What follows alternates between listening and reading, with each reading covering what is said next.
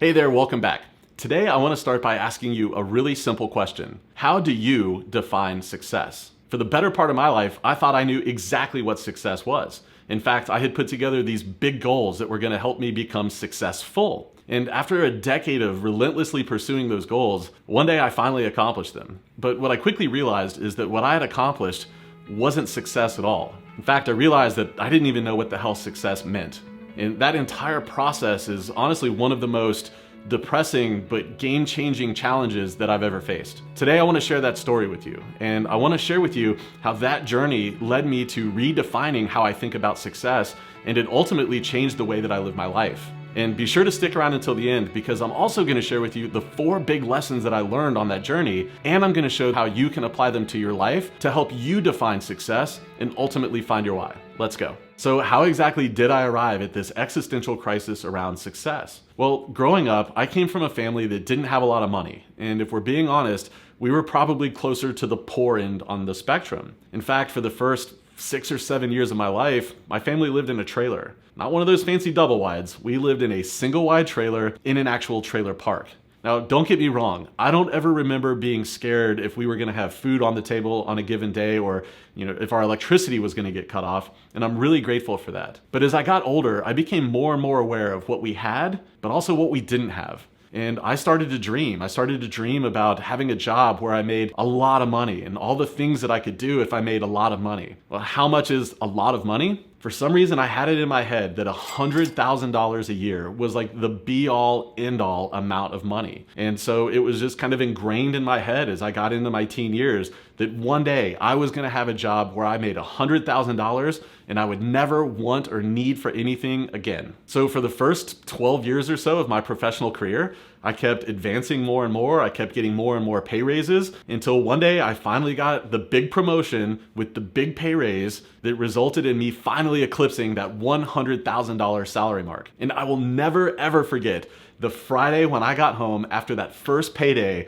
where I had $100,000 a year annual salary. I'm driving home from work, I'm grinning ear to ear, I'm texting my buddies, not while I'm driving, it's not safe, but I'm texting my buddies and I'm like, hey, big promotion happened today, big payday happened today. We're gonna go out tonight, we're gonna have some drinks, we're gonna celebrate. It's gonna be awesome. And when I got home from work, before it was time to go out, I poured myself a stiff drink, I sat down on the couch, and I started just kind of taking the entire experience in. But what I realized is, not too long after I started thinking it over, I got to this place where I was like, well, this $100,000 thing is cool. And I'm gonna be able to invest this much money, and I'm gonna be able to save this much money, and I'm gonna be able to go buy these new things. But my mind slowly started to drift into, well, what would it be like if I made $125,000? Boy, if I had $125,000, then I could do this other thing, and I could go to these other places, and I could drive this other kind of car. And then it was like, well, yeah, that's true. But if you made $135,000, that frees up this extra money. And it just kept growing and growing. And after just a couple of minutes of doing that, I realized that the bar was never gonna stop moving for me. It was always going to be this carrot that I was eternally chasing, and I was never gonna actually catch it because it was always just gonna be perpetually moving further and further away. And with that realization comes this kind of aha moment where I'm like, if I define success as a dollar amount that I'm making in salary, and I'm never going to actually be able to reach it because it's always moving, then doesn't that kind of mean that I'm never going to be successful? If the thing that I say is how I define success is always moving and it's impossible for me to catch it, then that means that I'm never going to be successful. And I'm not exactly sure why, but that epiphany really freaked me out. I mean, I got sick to my stomach, literally physically sick to my stomach. My insides just kind of felt like they dropped. And in that moment, I felt like a failure for some reason. I felt completely alone and I felt directionless. It was like, I'm asking myself, like, what am I even doing here, right? If there's no way for me to be successful, then why am I actually going through all of this? This was just a really kind of traumatic, troublesome line of thought for me to work through. I mean, I had set this big goal, right? I had set this metric for success, and I'm chasing it as hard as I can for over a decade. And I finally get there, and all of a sudden it felt like the rug was ripped out from underneath me. I hadn't achieved success. I hadn't achieved anything at all. And now I feel completely lost. I don't even know what to do next. Not only had I not arrived, I didn't even know where the hell I was going. I think one of the reasons that all of this hit me so hard is I had just finished reading Start With Why by Simon Sinek, and I had just watched his TED Talk. All this happened back, when he was just kind of going viral. And, in the book, Start With Why, it talks about the importance of doing things not because of the what or the how, but because of the why. And, we all need to have this compelling why. And here I am sitting there drinking my Captain and Diet on the couch, and I realized that I don't have a clue what my why is. And, I had read the book. It doesn't sound hard. I mean, he just draws 3 circles up on the board and bammo, there's your why. And here I am completely lost, completely disconnected from any sense of why. And I think that that's a big reason why I kind of felt like a failure. So I canceled my plans for the evening. I texted my buddies and said, I'm not going to go out. And I just kind of sat on the couch drinking Captain and Diet. Don't judge me for drinking Captain and Diet. That's what I drank back then. But I sat on the couch just drinking Captain and Diet by myself, having this whole pity party because I didn't know what success was. I didn't know what my purpose in this world was. I didn't know why I was living my life. Finally, on Sunday evening, I realized, you know what? I actually know some really successful people in my life. And I'm not talking like, celebrities or athletes or anything like that, but there were people that I knew in real life that I had relationships with that I thought were successful. So I take out a notebook and a pen, and I started listing out the names of those people that I thought were successful. And under each of their names, I start listing out why it is that I thought they were successful. I mean, I'm like physically writing these things out. And after just, 30 minutes or so of doing this, what I realized is that there was a common thread among all of those people. And that thread was that for me, I saw those people as being the types of human beings that make other people better for having known them. They're the kind of person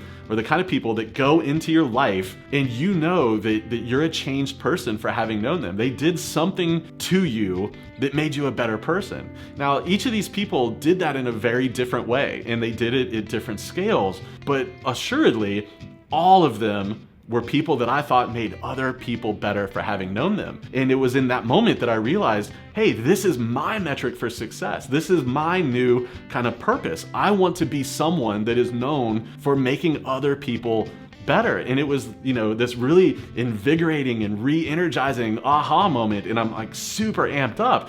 But that only lasted for a couple of minutes because slowly I start to have this next realization that, okay, that's great. I want to make people better for knowing me, but how the hell am I going to do that? I don't have anything that I'm like exceptionally good at. I don't have any superpowers that people need. What am I going to do? And as I sat there on that Sunday evening, thinking about how I'm going to do that, the only thing that I could come up with that I was even remotely good at was I had always had this ability to take complex topics and kind of break them down so that anybody could understand them. But therein lied another problem.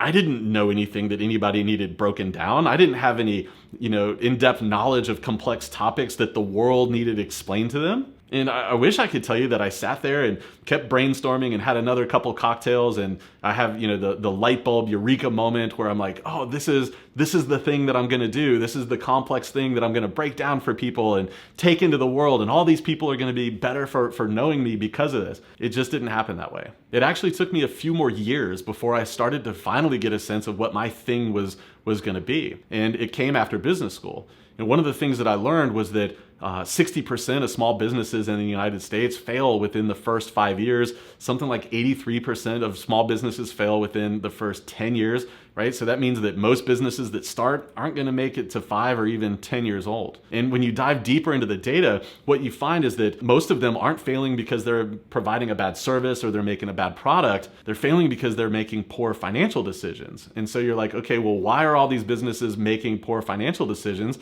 Well, it's because most business owners never learn how business money works. And when you couple that with the fact that the United States economy is built on the back of small businesses, right? Small businesses are what drive our economy. It's not Apple, it's not Tesla, it's not Facebook. It's the 32 million small businesses in America that drive our economy, that give us hope. It's small businesses that create jobs, and those jobs are what pay mortgages and send kids to college and allow people to do amazing things. And so I started to realize that business owners who we desperately need, these small business owners, they need to understand the language of business finance, and they don't. And as a country, we desperately need them to succeed. And so I'm like, that's my thing. I'm going to take the language of business finance and business money. I'm going to break that down so that small business owners can understand their numbers and make better decisions and thrive and have these, healthy businesses so that they can hire more people and there can be more houses bought and more people go to college. This is going to be my why. So after all these years of trying to figure out what success was and how I was going to be successful, I kind of finally had my answer. For me now, success is going out and making people better for having known me. And the way that I do that is by working with small business owners to help them understand their numbers so that they can make healthier businesses. And if you can't tell, I get completely jazzed out by this now. I mean, this is why I get out of bed every day. This is why I do what I do. Getting to this point has been, honestly, it's been a very emotional journey. And it's a journey that took a lot longer than I thought it should have. But on that journey, I learned a couple of really important lessons. First, finding my definition of success and kind of finding my why took a lot longer than I thought it should have. I always thought that coming up with your why was going to be this, light bulb eureka moment that, I would have while brainstorming on a whiteboard one day. And for me, that's just not how it happened. It was part of a longer journey that required a lot of looking in the mirror, a lot of introspection. I was in my late 30s before I finally got that kind of clarity that I was looking for. Second, I learned that if today you don't know what your definition of success is, or you don't know what your why is, that's completely okay. I think the important thing is that you're asking yourself that question and you're doing the hard work of that introspection and the self-reflection to figure out what it should be for you. So if you don't know what your why is, if you don't know what success means for you, that doesn't mean you're a failure. But it does mean that you're asking the important question, and the first step in this journey is just asking the question. Third, I think that there was a ton of power in me going through that exercise on the couch on that Sunday where I listed out people that I knew in real life that I thought to be successful people. There was a lot of power in writing their names out and listing out what their characteristics or attributes were that made me think of them being successful. I don't think that I probably ever would have arrived at this had I not done that. So I really want to encourage you, block off an hour sometime, make yourself a mixed drink or a glass of wine or a chai tea latte and sit down and list out people that you think are successful and why you think they're successful. I think that will serve you extremely well. Finally, I don't think that there's a right or wrong answer when thinking about what your why is or how you define success. That's not the important part. Your why could be serving small business owners so that they can thrive. Your why could be teaching people how to, breathe better so that they can reduce stress and anxiety and sleep better and have better relationships. Your why could be that you want to go out and practice law so that you can bring more justice to the world. Your why might be that you just want to make a boatload of money so that you can have 3 Teslas in the driveway and you can travel to Europe whenever you want to. I don't think any of those answers are right or wrong. I think the important thing is that you go through the process of just answering the question. So look, if you're struggling to define success, if you're struggling to find your why, I hope this video was helpful for you. If it was, it would mean the world to me if you could smash the like button below so that other people can more easily find this video. See you next week.